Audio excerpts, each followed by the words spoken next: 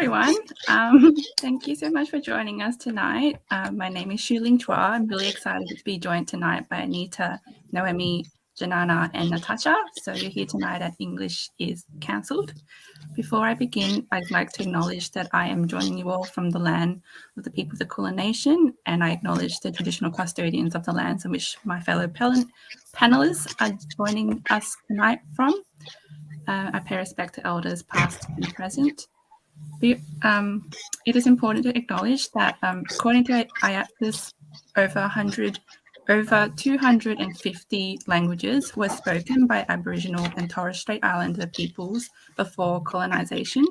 First Nations people were forbidden and punished for speaking their own languages, and it's important to acknowledge our conversation tonight is taking place within this context. So, oh my God, Natasha, you have my book in the background. Anyway. That was my surprise. And so I thought it'd be really great if we each sort of introduce ourselves, the languages that we write in, and read a tiny 1-2 minute piece. And then after that, we can launch into the discussion. Obviously, there's so much I want to talk about tonight. And I feel like this is the beginning of conversation. So Noemie, would you like to go first? Oh, I haven't actually introduced myself. Oh, I've said my name, but we'll come back to me at the end. Do you want to go first, Noemie? Sure. Hi, everybody in the ether. My name's Noemie Cecilia Huttner-Koros. I'm calling from Whadjuk Noongar country in Bulu, Perth. And I'm primarily a performance maker and a poet and a community organizer and sometimes a teacher. I grew up on Ngunnawal and Ngambri country in Canberra. And my parents came to this country in the 90s. My mum is from Hungary and my dad's family is French-Polish, and I'm the granddaughter of Holocaust survivors. And that informs a lot of my work and the way I think about justice. I write, I guess, in English, a little bit in French, a little bit in Hungarian, a little bit in Hebrew and Yiddish. And this is, do we go into the readings now? Yes, I wasn't yet. This is an excerpt from a poem of mine called Fegele, Little Bird. 1. It was my grandma's 100th birthday yesterday, even though she's been in the ground in a Budapest cemetery for well on 15 years. If she was alive today, we wouldn't have a language between us. Just a smattering of disconnected nouns and badly conjugated verbs stuck in the back of my throat. Kanyer, Chirke, Futni, Nojmo. A tender gaze and a generation connecting us. My mother and her daughter. The bridge between countries, between languages, between ways of being. Stationed at opposite ends of a century drenched in fire. 2. It is late and I am Googling BRCA gene Judaism. I heard it once in a program on ABC Radio, filed it in my head under interesting things to know, but now Mum has called to say that she's having a lump removed from her breast. Nothing to worry about though. Now Mum has called to say that Grandma too had breast cancer 50 years ago. Nothing to worry about. She lived into her 80s afterwards, she says.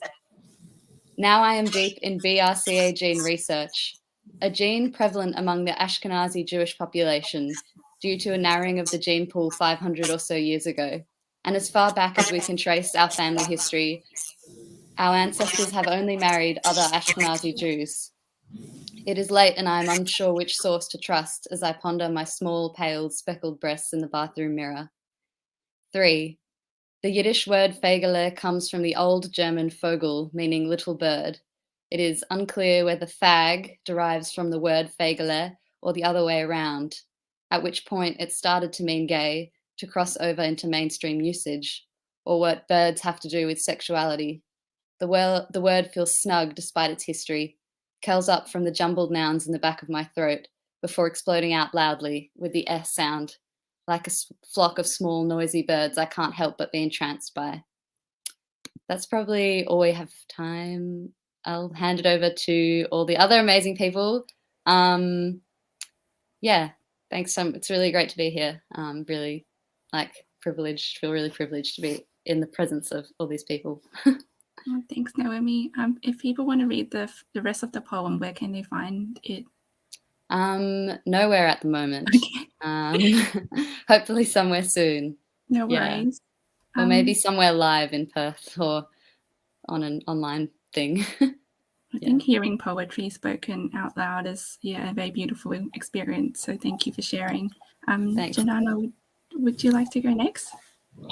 Sure. Hi, I'm Dzenana. I am speaking actually today from Berlin, where I was, I guess, stranded in this whole Corona debacle. But hopefully I'll be back in the not too distant future. We'll see.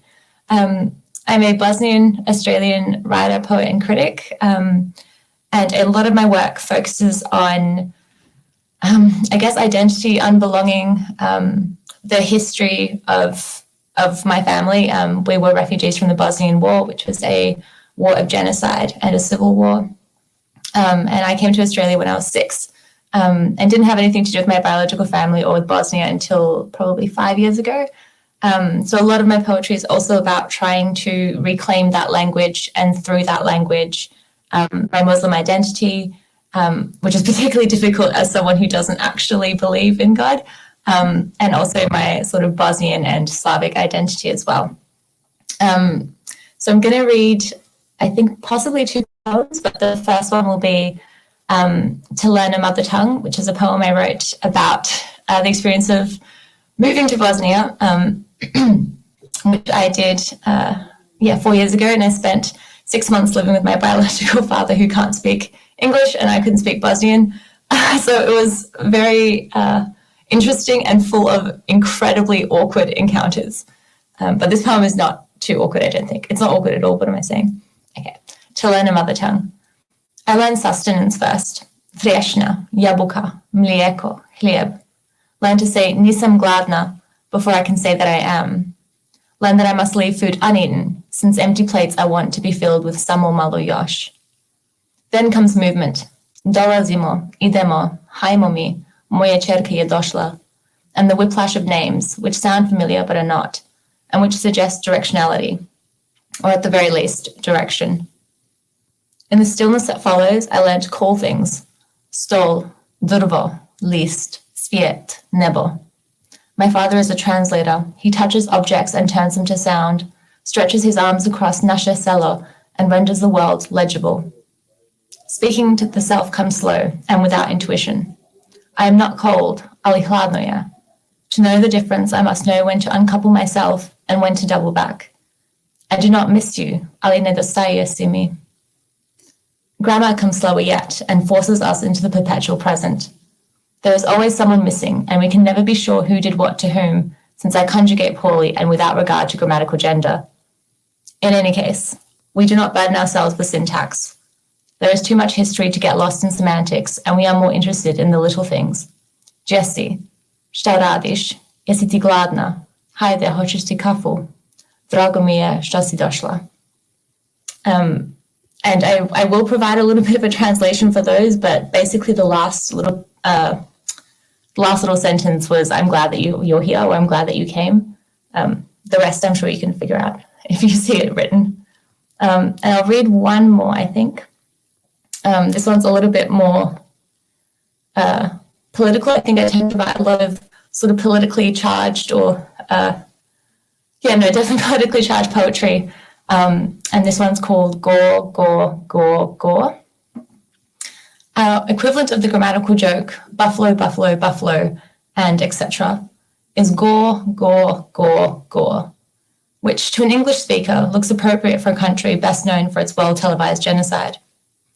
I write genocide both because it is true and to avoid the glib rhyme the English would produce. In Bosnian, gore and rat do not rhyme, though arguably they are related. Aurat, for example, was the Najgore genocide in European history post-Holocaust. This is what we are known for, gore, war. There's also a famous bridge. If an English speaker heard it, gore, gore, gore, gore, the trilled R's and vocalized E's would render it nonsensical, like so many buffaloes buffaloing about. Even Google Translate will not help. Up, up, up, it says, and asks, translate from Croatian? Up above, it says and asks. Translate from Serbian. Up, up, up, it says again. If an English speaker asked about it, if they asked some person who spoke one of 3 languages that actually just one, they would find out it means up there the hills burn worse. And this too seems appropriate for a country best known for guns and landmines in the hillsides around Sarajevo. At 1,425 days, it was the longest siege of a capital city in modern history, and it is therefore memorable. For Bosnians too, gore, gore, gore, gore seems appropriate. It is nešto besmisleno, and Bosnians love to laugh and know too well the meaning of meaningless. Thanks. Thanks, Dzenana. I think often foods are the first words we learn in any language. And I love the sort of playfulness that you apply to the learning of languages, which, thank you. Natasha, would you like to go next? Sure. I'm Natasha. I'm a writer. I haven't developed any attachment to any form yet, so I'm not going to elaborate on what writer. I'm a migrant settler currently streaming from Kulin Nation along with Shu-Ling. But I also wanted to pay my respects to my Chinese Indonesian ancestry. I was born in Indonesia, and we are one of the most multilingual societies in the world with over 700 dialects, which is pretty cool on a panel about languages. But my reading will be from a short story called The Blue Hole, which is coming next month in an anthology called Everything All at Once by Ultimo Press. Okay. When May found out her education initiative was approved by her bosses, we were amidst a flurry of Chinese New Year celebration with her mom's side of the family. She'd actively avoided the circus of Chanel, Louis Vuitton, and Hermès-bagged aunties with plenty to say about her job and me for years. This time, though, it was her parents' golden anniversary, and I'd convinced her that she'd regret missing the party. As I refreshed my pronunciation notes the night before, May kissed the top of my head and said, "Don't worry, the phrase you'll hear most is probably 你胖了." I flipped through my notebook frantically. What does that mean? It means you've gotten fat. Gongsi fa chai, I bowed deeply to each of May's relatives with fists shaken in celebration. Ni pang le, the Chanel auntie said to May. Ni pang le, added the Louis Vuitton auntie. Ni pang le, the Hermès auntie agreed. May said with a flat smile, "Well, at least I'm alive," in English and for my ears only. I practiced enough vocabulary to make painful small talk, but at the end of the day, it didn't matter. Even if I could write a whole dissertation in Mandarin, they wanted a husband for my May, not a wife. Thank you. Thank you. That's sort of when I recognized Nipangla, what that meant, I'm like, oh shit. Which I don't know. I think it kind of goes to the whole sort of, and we'll talk about this obviously, but like the point of like secret languages or like a secret wink at someone who will get that particular line and others who won't. I think, something I'm very interested in. Thank you, Natasha. And Anita, you're next, please. Hi, I'm Anita. I'm speaking from Wurundjeri land tonight, and the languages that I use are a bit of a mess of Bosnian, Serbian, and Croatian. I was born here, but they were my first languages, and I started learning English, when I went to school.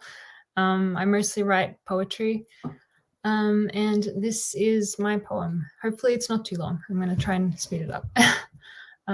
Never in our language.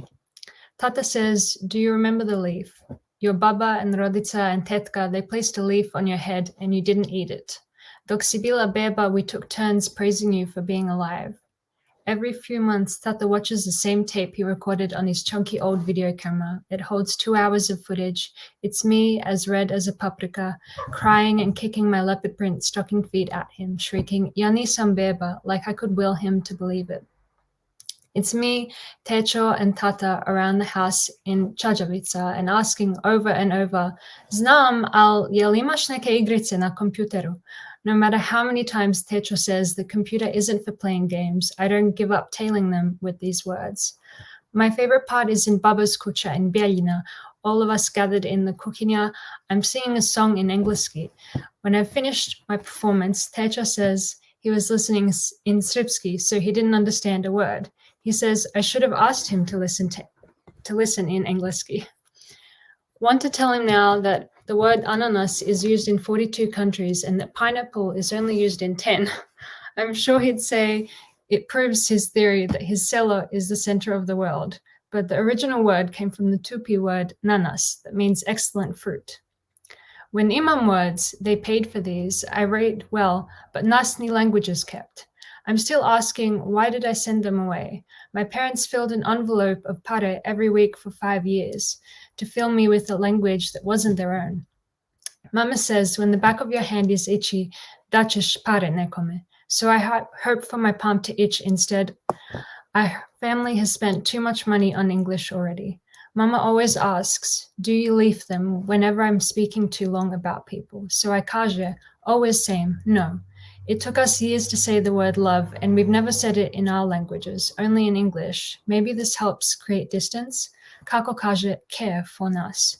Maybe slušati, maybe hrana. Do eyes see anything but money? Samo hoćeš to. Dissect nedelya alive, plant seeds of rest. All I want to give you is care and rest and language, but samo hoćeš pare. Leave your memories with me, nemaš need to speak after, od zemlju pričaš, nemaš need to face me. That box you tick on forms is not your home, don't claim it. I'm still your kucha, but you grounded no daughter. Jel ste shvatili kako? Thank you. Thanks, Anita. That was beautiful. And I love all the dialogue. I love, each of us have touched upon our families already. And I think language is so deeply bound up with family and lineages. Thank you. So my first mother tongue, I guess, is Cantonese. I was born in Melbourne, Australia, but as soon as I started kindergarten, I started speaking more and more English. And my parents are fluent in English, so I didn't have to, I guess, retain the Cantonese as heavily as, say, if my parents didn't speak English. I also studied Mandarin as well through Saturday school. But I'd say I'm basic in both, and I primarily write essays, and multilingual writing is something I've come to a little bit more recently. So I'm going to read a tiny excerpt from Echoes, which Dzenana wrote a beautiful review of, and I really appreciated how you picked up on the multilingual translation sort of aspects, because I felt like a lot of Australian reviewers probably would have skimmed over it and might not have appreciated it. So thank you. The window opens with the dramatic notes of a piano drifting from the skylight of a ballroom to Linda Lin Dai's shadowed figure. The spotlight comes on as she begins to sing. Wang bu liao, wang bu liao, wang bu liao ni di chuo, wang bu liao ni di hao.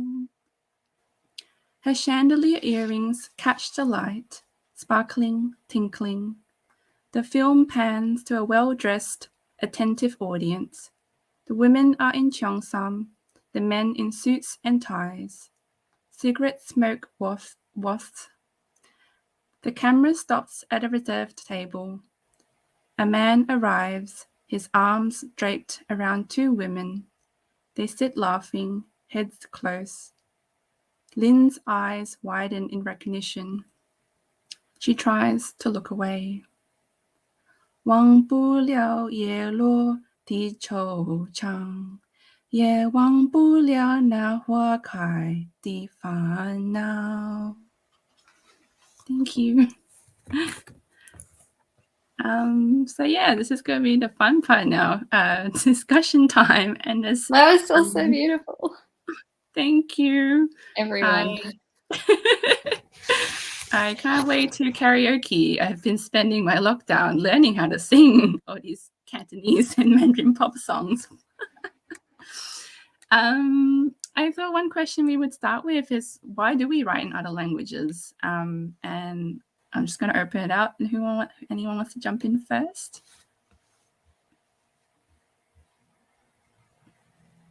I could go.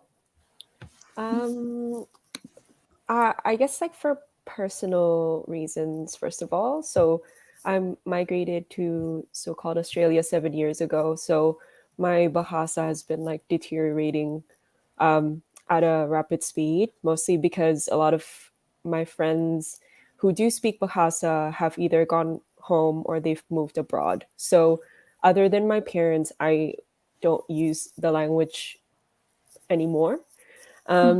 I was trying to order a bouquet for my sister the other day, and I was fumbling so much over the pronoun and level of formality to like this bouquet seller in Indonesia. And within 2 sentences, she switched to English, because that's probably how bad I sound nowadays, which makes me like quite sad. And I guess that also leads to political reasoning, which is, I guess, multilingualism and trying to retain your mother tongue is an act of resistance, and in itself it destabilizes a predominantly English work, and it forces the reader to like decenter themselves a bit. Yeah, and I want to focus on readers who would understand these nods and these languages, rather than readers that I'm often like expected to write for or to cater for. You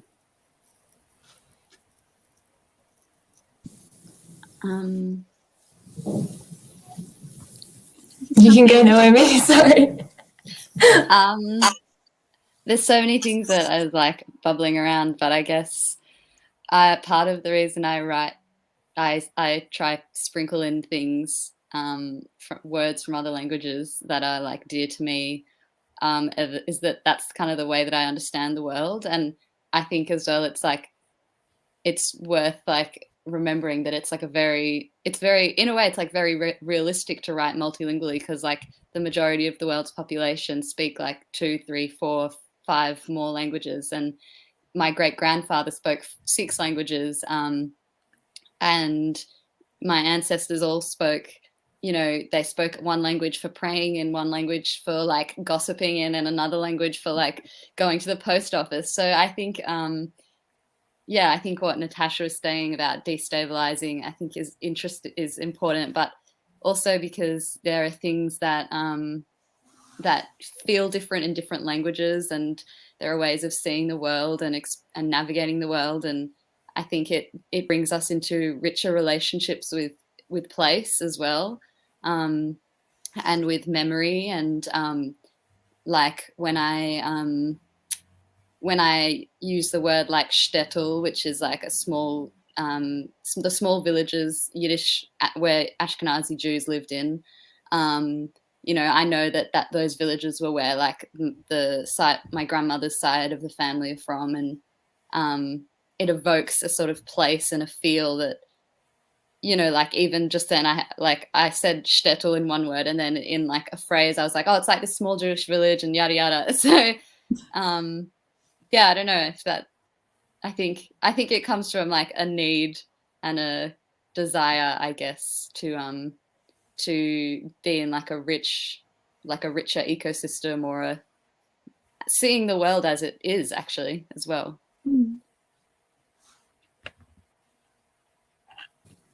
I think for me, it's partly to reclaim a sense of myself that exists outside of assimilation into Australian culture.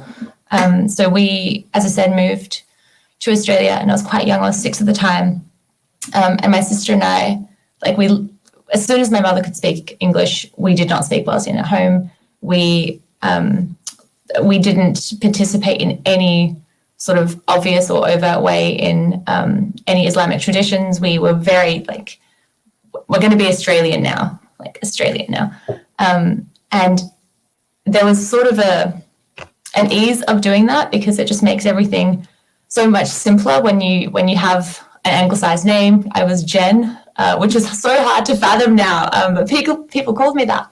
And I think it ties in with the fact that the Bosnian War was a genocidal war, and so much culture and history and so many lives were lost in that. And I feel increasingly that I can't be something that's lost as well. Obviously, I'm very fortunate to have escaped, but within that, something was lost. And I think there's, for me, like a really strong need to reclaim my identity as a Bosnian person, as a Yugoslav person, as a Muslim person. And also, I think Bosnia has a lot to teach us about the world as well, and how these othering processes happen that are still happening all the time. And I think that writing in Bosnian is a way, I think, for me to invite people in to the language and also to the history, because it was only 20 years ago, and it was a horrific war, and we thought we had learnt our lesson after the Holocaust, but we obviously didn't. And then we thought we'd learnt our lesson after Bosnia, but we obviously didn't. And I think that the need for me to write in Bosnian also comes from a way of forcing people to interact with something more difficult, which is both the language, but also the historical context that language is in. And then also to try and bring that into sort of more contemporary struggles that are also happening.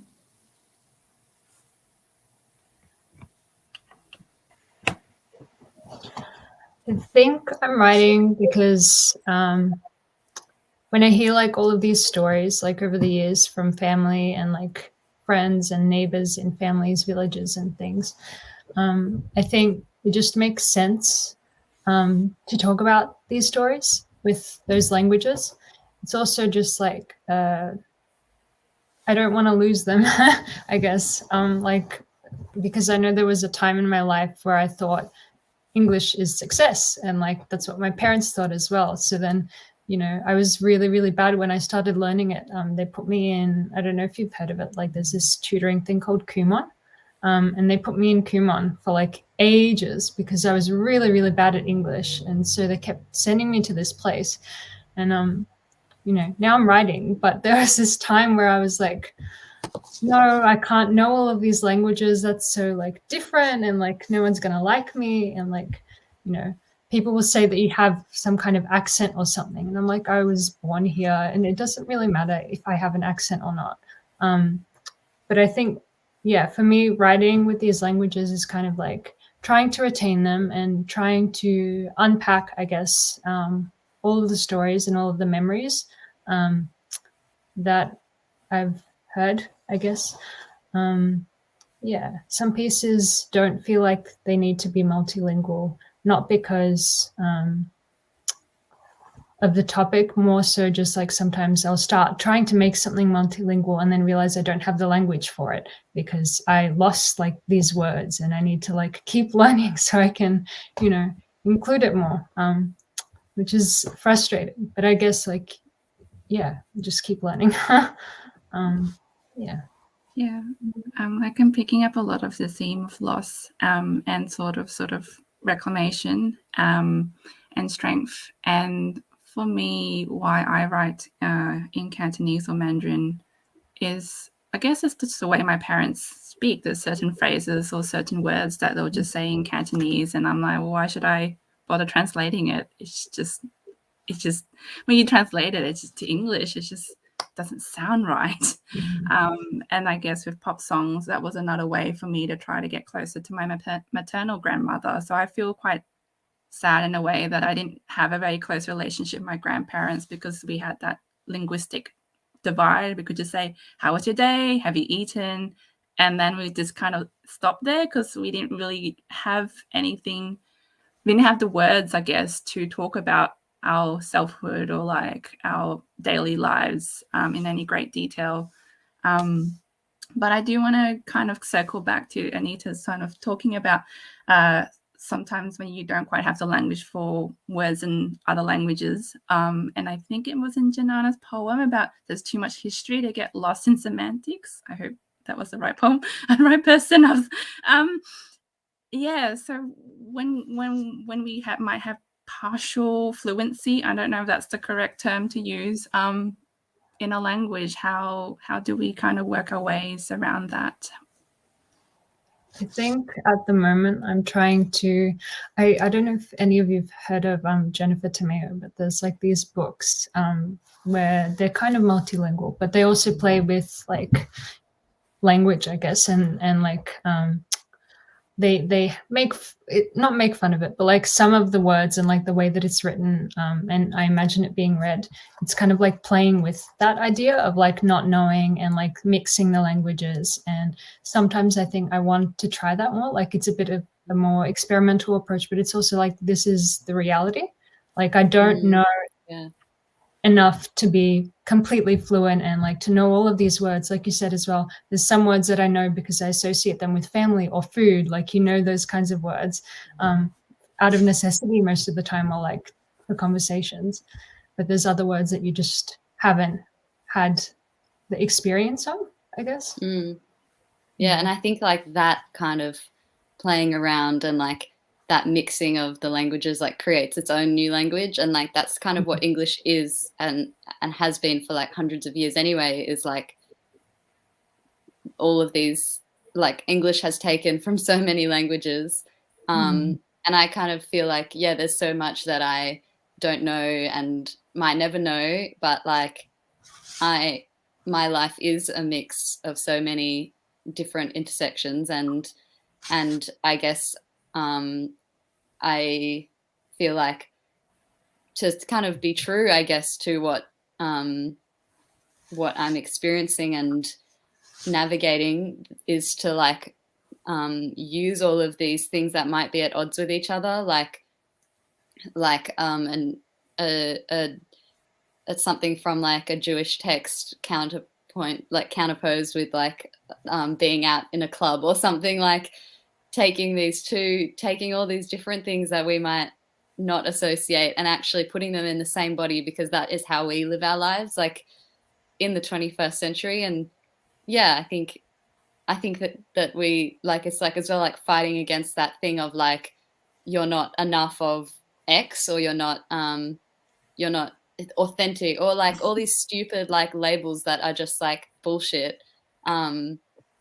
Like whatever you are, and we're always becoming. So anyway, ranting. I love that. Thank you. Do you want to add to that, Dzenana? I think it's really beautiful when we write in these ways that don't perhaps make a coherent sentence. And I think I really enjoy listening to Anita's poem, for example, which is in a language that I understand.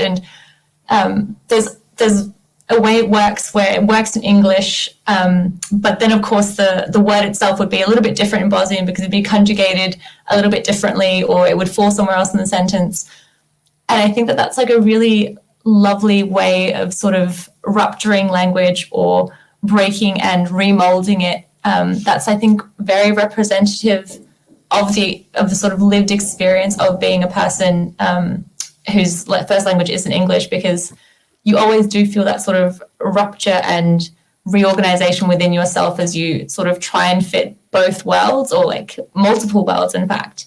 I really like it. I love the fact that I write with terrible grammar and absolutely refuse to gender myself or others in the text, because I think those moments are really representative of what the process is and what being is if you're multilingual. Yeah, totally. I think ultimately languages are to communicate and to connect. It's not about perfect grammar. I mean, that was something that was a huge revelation for me. So I did a 2-week exchange in Japan when I was in year 12, and it's my favorite language in high school. And I remember like prior to going to Japan, I was so obsessed with like memorizing vocabulary, memorizing grammar. But when I got there, I was like, no, it's not about perfectness, but communicating. And sure, it might not be, grammatically correct, but if we can understand each other and connect, that's ultimately what you want to do. It's like hearts meeting, So I think, I don't know, just hearing you all talk about your experiences just making me really happy and emotional and really glad, because, there can be shame wrapped up in learning another language, especially if it's supposed to be your own language, your family's language. I think there's sort of a lot of baggage to unpack there. And so thank you for making it like a very joyful, playful, and I just love hearing you all talk. I know we kind of have another 10 or so minutes. And we have kind of touched a little bit upon, I guess, for me, I was going to say dictionaries, I guess I kind of use. But one thing I did find was when I was uncertain about particular song lyrics in Echoes, I did talk to a friend. We messaged over Facebook Messenger about it, and the process of us coming together understand a particular line in the song ended up being part of the essay. So I thought that was pretty cool, and people quite like seeing that process of discovery, co-discovery, I guess. We've all kind of touched a lot about the politics of writing in other languages, and I guess this is a bit of a big question, but and I think we've touched upon it a little bit in different ways, but how has writing in different languages sort of shaped the way you perceive the world, or whatever you learnt from writing in other languages? I had kind of an interesting experience recently. I had to have a chat with an editor about pronouns quite recently, because in Bahasa, we only have one pronoun, dia, that we use for everybody. And that makes me think about how gender in our culture, it manifests through community and through relationships. So you become a mother and you become a miss or a mister, but you by yourself as an entity is a gender.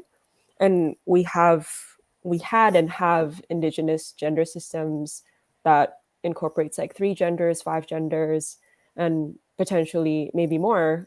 Haven't researched quite that far. But English, on the other hand, is hyper individualized almost. So, and there's an obsession and fixation with labeling. So even when it's just you have to subscribe to a certain gender, and then that gender system is imposed, of course, through colonialism and this and that. But yeah, it was just a really interesting chat to have to explain that within a text.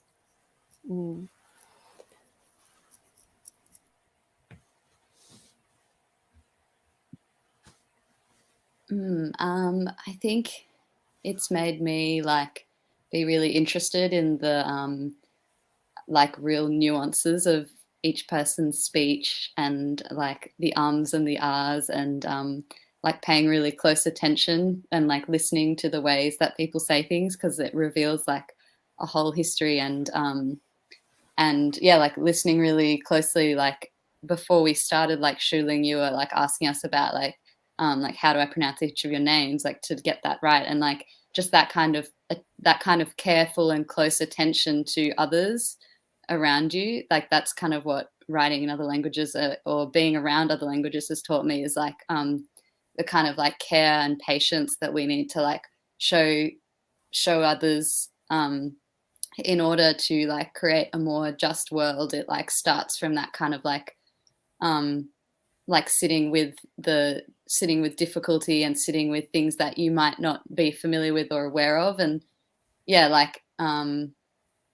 there's an amazing theatre maker in Perth called Doreshwa Khan, and she just made a show a few months ago called More, where she just kind of for maybe a minute or 2 minutes, she just repeated her name over and over in this show, and it was just this most beautiful moment of just this is how I say my name in the way that I want to say it. And I guess it's now it's made me think a lot about my name, and this is going a bit off topic, I guess, but Yeah, like Koros is a name that my grandfather on my Hungarian side like gave himself to sound so that he would appear less Jewish in the early 50s. So I've often thought about should I take back his name, which was Knöpfler, and now I like really insist on my middle name a lot more, which is Cecilia, which was like adopted great grandmother who was like the cousin of a great grandmother who was murdered, and she like owned a bike shop where in Hungary, communist Hungary, and fixed people's bikes, this like amazing kind of matriarch. So yeah, anyway, I think language doesn't necessarily always, but it can allow you to sit with discomfort and patience and listen more carefully. Sorry. Do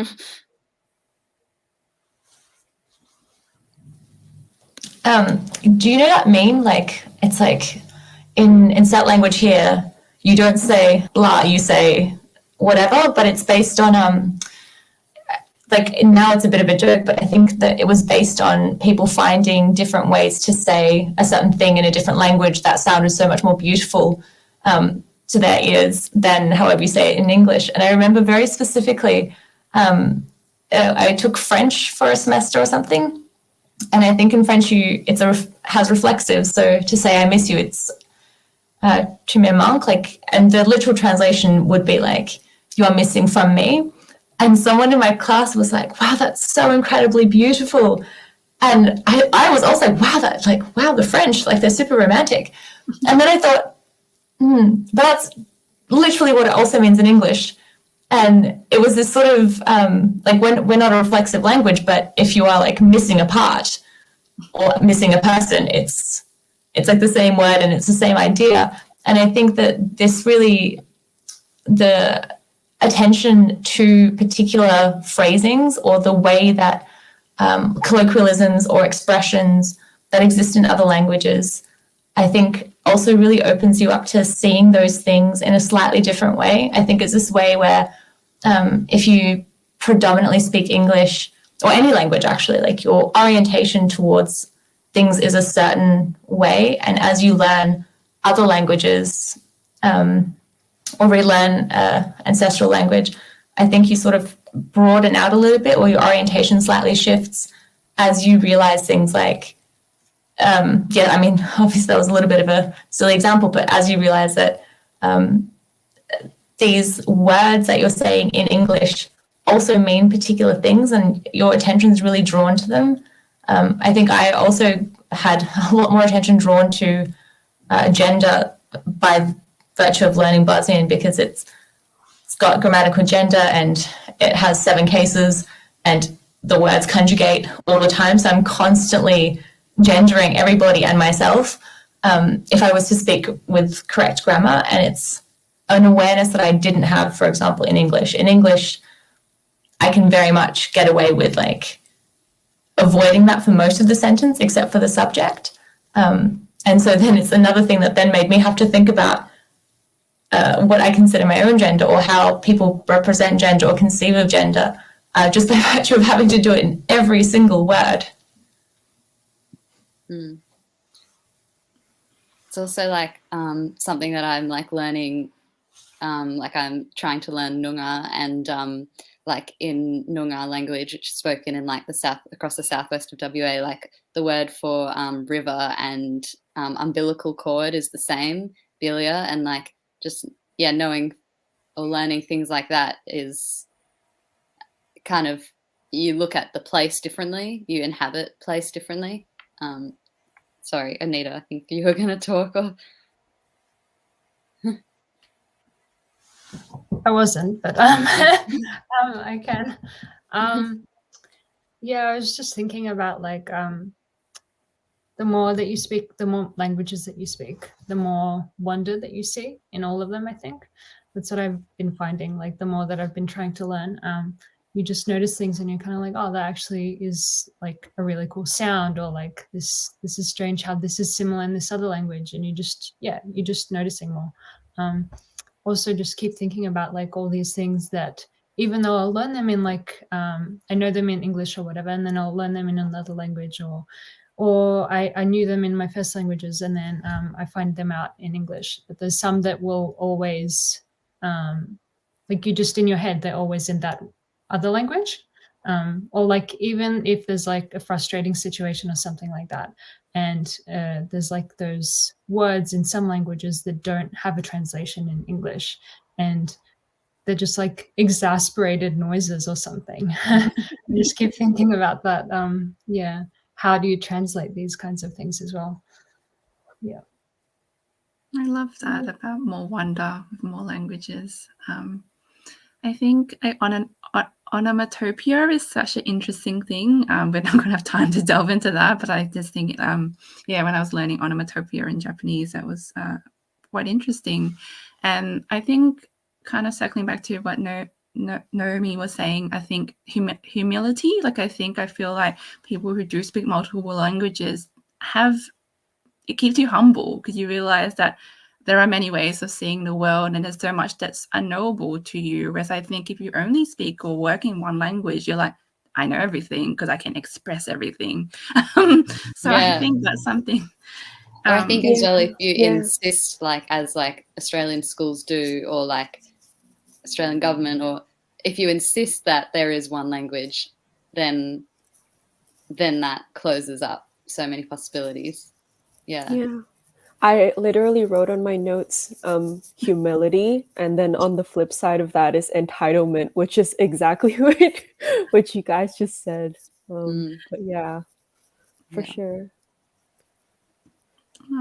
I really wish we could keep talking all night because I just think there's so much we could talk about with languages. But I don't know if anyone had any closing remarks they wanted to make, or just really wanted to say thank you all so much for joining tonight, and thank you for all your beautiful readings and sharing a lot of your lives and your relationships with languages. And I really, really hope we have more conversations like this at writers' festivals because I mean, I was the one of pitching this. I mean, maybe you guys pitched it too, I don't know. But all year I've been pitching multilingual panels because I was going to a lot of overseas writers' events, and I noticed they often would have translators.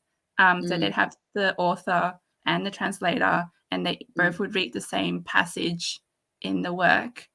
And you rarely see that at Australian Writers' Festival, which I think is a huge shame. And we're not going to have time to talk about literary translation. Yeah, there's like a whole thing we need to do about translation, because I agree there is like such a just awful like resistance to translation in Australia, even though it can offer up so many right possibilities. And I'm going to have to wrap up soon, but before we finish, do you want to share maybe what like a multilingual writer that you look up to or greatly admire? I'll go first. This is a person who actually not encouraged, I don't know her at all, but who inspired me to do anything multilingual, but Safia El Hilo, who is just look up vocabulary. It's such an incredible poem. So that's the one I definitely recommend. I was literally going to say the same thing. Safia El Hilo. Yeah, she's amazing. Yeah, it's incredible. And yeah, the other one I mentioned earlier as well, Jennifer Tomeo. I just, really, really love both of them and like how they play with languages. It's incredible.